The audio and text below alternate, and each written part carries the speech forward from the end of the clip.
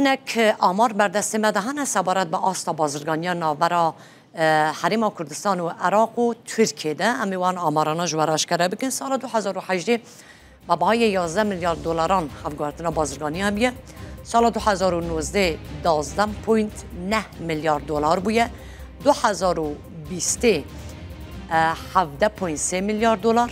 2021 12.8 میلیارد دلار. 2022 15.2 میلیارد دلار.